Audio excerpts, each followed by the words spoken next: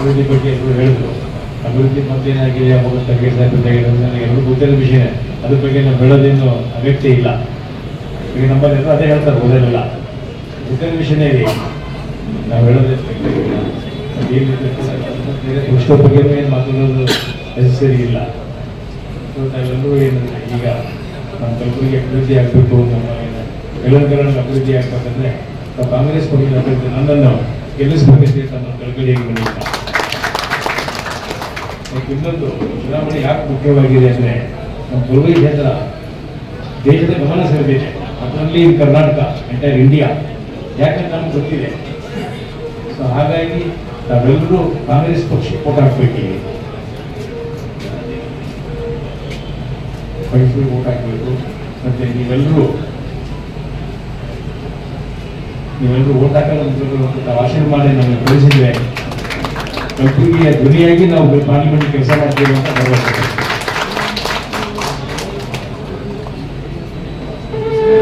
ನಾವೆಲ್ಲರೂ ಅತ್ಯಂತ ಪ್ರಜೆನ ಮುಂದೆ ನಮ್ಮನ್ನು ಗೆಲ್ಲಿಸಿ ನಮ್ಮ ಸೇವೆ ಮಾಡೋಕ್ಕೆ ಅವಕಾಶ ಮಾಡಿಕೊಡ್ಬೇಕಾಗಿ ನಮ್ಮ ಕಳಕಳಿಯಾಗಿ ವಿನಂತಿ ಮಾಡ್ತೀವಿ. ನಾವೆಲ್ಲರೂ ಇನ್ನೊಂದು ಧನ್ಯವಾದ ಹೇಳಿ ನನ್ನ ಮಾತನ್ನು ಮುಗಿಸ್ತೇನೆ. ಜೈ ಹಿಂದ್, ಜೈ ಕರ್ನಾಟಕ. ಮುಖ್ಯವಾಗಿ ಕಾಣ್ತಾ ಇದೆ. ಯಾಕಂದ್ರೆ ಇಲ್ಲಿ ಈ ಲೋಕಸಭಾ ಚುನಾವಣೆ ಅಭ್ಯರ್ಥಿ ಪರವಾಗಿ ಬಂದಿರತಕ್ಕಂಥ ಬಡಾವಣೆ ಮುಖಂಡರು ಏನು ನಮ್ಮ ಶ್ರೀಮತಿ ಲಾಖೆಯವರ ಚುನಾವಣೆಯಲ್ಲಿ, ನನ್ನ ಚುನಾವಣೆಯಲ್ಲಿ ಅದಕ್ಕಿಂತ ಹೆಚ್ಚಿಗೆ ಬಂದಿದ್ದೀವಿ. ಏನು ಚಾ ಸಾಹೇಬರು, ಹರವಾಣವರು, ನಮ್ಮರಡಿಯವರು, ಇವರು ನಮ್ಮ ರಾಜೇಶ್ ಪುತ್ರರು ಹೋದ್ರೆ ಅದೇ ಒಂದು ಕಂಪ್ನಿ ಬಂದಿದ್ದು ಬರಲಿಲ್ಲ. ಈ ಸಲ ಬಂದ್ರೆ ಎಲ್ಲ ಜನ ಬಂದಿದ್ದೀವಿ. ನಾವು ನಮ್ಮ ವಿಕ್ರಮ್ ರೆಡ್ಡಿ ಅವರು, ಮಾಮ ಅವರು, ನಾಗನಗೌಡರು ಬಂದು ಕೂತಾರೆ ಭಾಳ ಭೇಟಿ.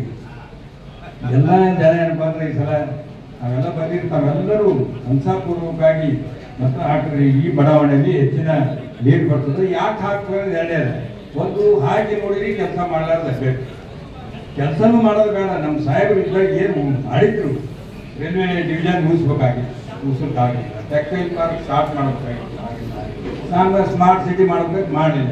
ಅದಕ್ಕೆ ನೀವೇನಪ್ಪ ಅಂದ್ರೆ ಹೋದ ಸಲ ಸುಳ್ಳಾಡಿ ಮತ್ತೆ ಹೋಗಿ ಮತ್ತೆ ಕೆಲಸ ಮಾಡಿಲ್ಲ. ಈ ಸಲ ಅಭಿವೃದ್ಧಿ ಪರವಾಗಿರ್ತಕ್ಕಂಥದ್ದು ನಮ್ಮದೇ ಸರ್ಕಾರ ಇದೆ. ನೀವೆಲ್ಲರ ಆಶೀರ್ವಾದ ಶಾಸಕರ ಮಣ್ಣು ಮಾಡಿದ್ದೀವಿ. ನಮ್ಮ ಏನೇನು ಕೆಲಸಗಳವ ಏನೇನು ಇಲ್ಲ 100% ನಾವು ಪ್ರಕಾಶ್ ಪಾಟೀಲ್ರು, ಪ್ರಿಯಾಂಕ ಖರ್ಗೆ ಅವರು, ನಮ್ಮ ಮ್ಯಾಗ ಏನಪ್ಪ ಅಂದ್ರೆ ಮಲ್ಲಿಕಾರ್ಜುನ ಖರ್ಗೆ ಸಾಹೇಬ್ ಇವರು ಲೋಕಸಭಾ ಸದಸ್ಯರಿಗೆ ಮಾಡಿದ್ರೆ ಅಭಿವೃದ್ಧಿ ಒಳ್ಳೆಯ ಅವಕಾಶ ಇರ್ತದೆ. ದಯಮಾಡಿ ತಾವೆಲ್ಲರೂ ತಮ್ಮ ಅಮೂಲ್ಯವಾಗಿರ್ತಕ್ಕಂಥ ಮತ 7ನೇ ತಾರೀಕು ದಿವಸ ಹಸ್ತದ ಗುರುತಿಗೆ ಕೈ ಚಿಹ್ನೆಗೆ ಮತ ಹಾಕಿ ಆರಿಸಿ ತರಬೇಕಂತ ಹೇಳಿ ನಮ್ಮೆಲ್ಲರಲ್ಲಿ ಕಳಕಳಿ ವಿನಂತಿ ಮಾಡ್ಕೊಂಡು ನನ್ನ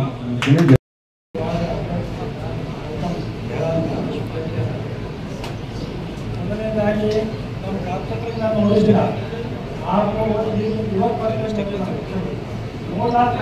ಕಾಂಗ್ರೆಸ್ ರಾಮನಗರ ಒಬ್ಬೊಬ್ಬರಿಗೂ ಬೀಳ್ಬಟ್ಟಿ ತಮ್ಮವನ್ನು ಬೀಳ್ಬಟ್ಟಿ ನಾವು ಆಸ್ಪತ್ರೆ ಕಾಂಗ್ರೆಸ್ ರಾಮನಗರ ನಮ್ಮೂರನ್ನು 3 ಸಲ ರಾಮನಗರ ಭೇಟಿ ಮಾಡಿ ನಿಮ್ಮಲ್ಲಿ ಸಾಹೇಬರಿಗೆ ಭೇಟಿ ಮಾಡಿ ಕಾಂಗ್ರೆಸ್ ಬಿಟ್ಟು ನಮ್ಮ ರಾಮನಗರ ಇಲ್ಲ. ನಮ್ಮ ಬಡವಣೆ ಆ S B college 45 ward members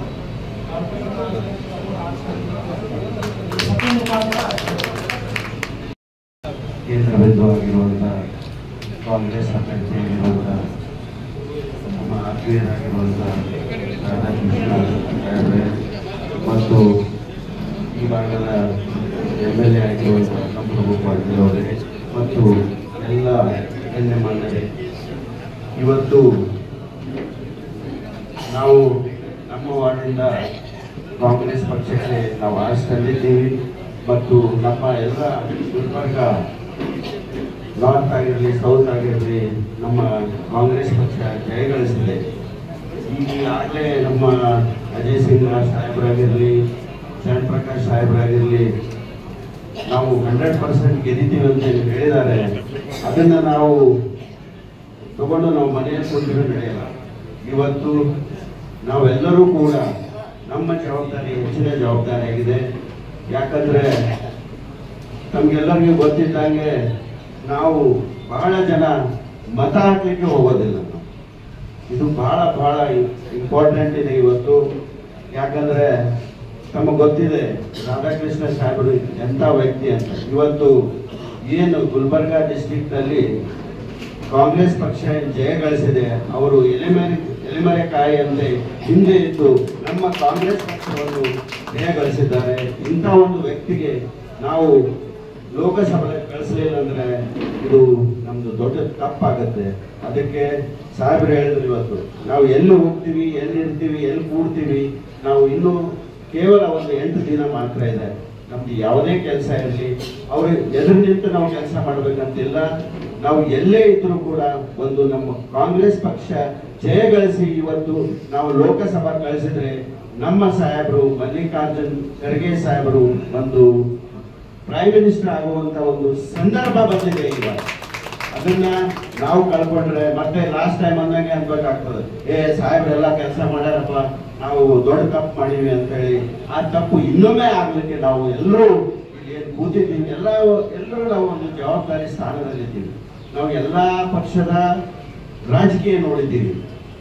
ಇವತ್ತು ಏನಿದ್ದಾರೆ ಅಂದ್ರೆ ಮಲ್ಲಿಕಾರ್ಜುನ್ ಖರ್ಗೆ ಸಾಹೇಬರಾಗಿರ್ಲಿ, ರಾಧಾಕೃಷ್ಣ, ಪ್ರಿಯಾಂಕರ್, ಅವ್ರದ್ದು ಫ್ಯಾಮಿಲಿ ಹೆಂಗಿದೆ ಅಂದ್ರೆ ಎಲ್ಲರನ್ನೂ ಒಂದು ಕೂಡಿ ತಗೊಂಡೋಗುವಂತ ಒಂದು ಸ್ವಭಾವದ ಒಂದು ಫ್ಯಾಮಿಲಿ ಇದೆ. ಅದಕ್ಕೆ ಇವತ್ತು ನಮ್ಮ ಎಲ್ಲರಿಗೂ ಒಂದು ದೊಡ್ಡ ಜವಾಬ್ದಾರಿ ಇದೆ. ಆ ಜವಾಬ್ದಾರಿಯನ್ನು ನಾವು ನಿಭಾಯಿಸಿ ಇವತ್ತು ನಾವು ಒಂದು ಪ್ರಚಂಡ ಬಹುಮತದಿಂದ ನಾವು ರಾಧಾಕೃಷ್ಣ ಸಾಹೇಬರಿಗೆ ಲೋಕಸಭೆಗೆ ಕಳಿಸೋಣಂತ ತಮ್ಮೆಲ್ಲರಿಗೆ ಒಂದು ಕಳಕಳಿ ವಿನಂತಿ ಮಾಡಿ ಒಂದು ನನ್ನ ಮಾತು. ಅದಕ್ಕೆ ಜನರಿಗೆ ತಿಳಿಸ್ಬೇಕು. ಪ್ರತಿಯೊಬ್ಬರು ನಾವು ಕಾರ್ಯಕರ್ತರು ಪ್ರತಿಯೊಂದು ಮನೆ ಟಚ್ ಆಗಬೇಕು.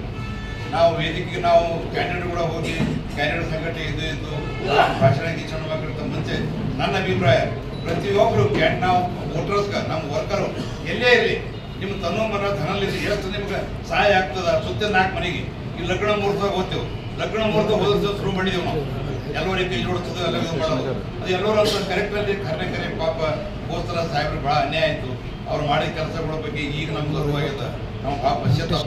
BJP ಹಾಕದ ಹೀಗದ ಏನಾದ್ರು ಸುಮ್ಮ TV ಅವರು ಇವರು ಅವ್ರ ಉದ್ಯೋಗ ಅದ. ಅವ್ರದ್ದು TV ಅವ್ರದ್ದು ಮತ್ತು ಲೀಡರ್ಗಳದ್ದು ಬರೀ ಏನದ BJP ಅನ್ನೋದು. ನಮ್ಮ ಕಾರ್ಯಕರ್ತರು ನೀವು ಎಲ್ಲೆಲ್ಲಿ 4 ಮನೆಗೆ ಹೋದ್ರು 4 ಮನೆಗೆ ಫೇಲ್ ಆಗಂಗಿಲ್ಲ ಅಂತ ಹೆಚ್ಚೆಚ್ಚು ನಮ್ಗೆ ನೀನು ನೋಡ್ರಿ. ನಿನ್ನ ಪಟ್ನಾ ಸರ್ಕಾರಕ್ಕೆ ಹೋಗಿದ್ದೆವು. ಪಟ್ನಾ ಸರ್ಕಾರದಲ್ಲಿ ಅಲ್ಲಾಪುರ ಪಾಟೀಲ್ರು ನಾವು ಮರಿದವರು 4 ಜನರು ಪ್ರಯತ್ನ ಮಾಡಿದ್ರು. 28 ಹಳ್ಳಿಗಳು ಒಂದ್ಸೈಡ್ ಆಗಂತ ಪರಿಸ್ಥಿತಿ. 28 ಹಳ್ಳಿಗಳು. ಯಾಕಂದ್ರೆ ಅಲ್ಲಾಪ್ರಭು ಆಗದ ಇರೋದ ಜನರು ಪ್ರೇಮ ಗಳಿಸಿದ್ದಾರೆ. ಉಳಿದಿದ್ದು ಏನದ ಖರ್ಗೆ ಸಾಹೇಬ್ರ ಮೇಲೆ ಆ ಜನರದ್ದು ಭಾಳ ತುಂಬಲಾಗಿದೆ. ಇವತ್ತು ಯಾರಲ್ಲಿ ಹೈಯೆಸ್ಟ್ ಗುಲ್ಬರ್ಗದಾಗ ಅಂತಂದ್ರೆ ಮುರಿಗೆಯವರು, ಅಲ್ಲಾಪ್ರಭು ಅವರು, ನಮ್ಮ ಗೋನಾಯಕ್ ಅವರು ಒಂದು 8 ಮಂದಿ ನಾವು ಪ್ರಯತ್ನ ಮಾಡಿದ್ರೆ 28 ಹಳ್ಳಿನೂ ಒಂದಾಗಂತ ಪರಿಸ್ಥಿತಿ ಇವತ್ತು ಕಾಣಿಸ್ತು. ಅದಕ್ಕೆ ದಯಮಾಡಿ ನಾವೆಲ್ಲರೂ ಇದೆಲ್ಲ ಬಿಟ್ಟು ಇನ್ನ 4 ದಿನ ನಾವು ನಮ್ಮ ಏರಿಯಾದಾಗ ನಮ್ಮ ಮನೆಗೆ ನಾವು ಹೋಗಿ ಎಲ್ಲರಿಗೆ ಕೈ ಜೋಡಿಸ್ತಾರೆ. ಪ್ರಚಂಡ ಬಹುಮತದಿಂದ ಇವತ್ತು ನಮ್ಮ ಕರ್ನಾಟಕ ಸ್ಟೇಟದಲ್ಲಿ ಒಂದು ಹೆಚ್ಚಿನ ಮತಗಳು ಬಂದ್ರೆ ಇವತ್ತು ನಮ್ಮ ನಾಯಕರಿಗೆ ಶಾಂತಿ ಸಿಗುತ್ತದೆ ಅಂತ ಹೇಳಿ ನನ್ನ ಅಭಿಪ್ರಾಯ ಅದ. ಅದಕ್ಕೆ ದಯಮಾಡಿ ತಾವೆಲ್ಲರೂ ಏನದ ಮುಂದಾಳತ್ವ ವಹಿಸಿ ಎಲ್ಲರಿಗೆ ಭೇಟಿಯಾಗಿ ತಿಳಿಸ್ಬೇಕಂತ ಕಳಕಳಿ ಕೇಳ್ಕೊಂಡೆ ಮಾತು ಮುಗಿಸ್ತೀನಿ. ದಯಮಾಡಿ ಯಾಕಂದ್ರೆ ಸಾಹೇಬರಿಗೆ ನಾವು ಭಾಳ ಕಾರ್ಯಕ್ರಮ ಅವ್ರಿಗೆ ನಾವು ಟೈಮ್ ಕೊಡ್ಬೇಕು. ಈ ಹಳೆ ಕ್ಯಾಂಡಿಡೇಟ್ಗಳಿಗೆ ನಾವು ಹೆಚ್ಚಿನ ಸಮಯ ಮುಂದುವರಿತಂದ್ರೆ ಅವ್ರಿಗೆ ಮತ್ತೆ 4 ಮನೆ ಭೇಟಿ ಆಗಕ್ಕೆ ಅವಕಾಶ ಸಿಗ್ತದೆ.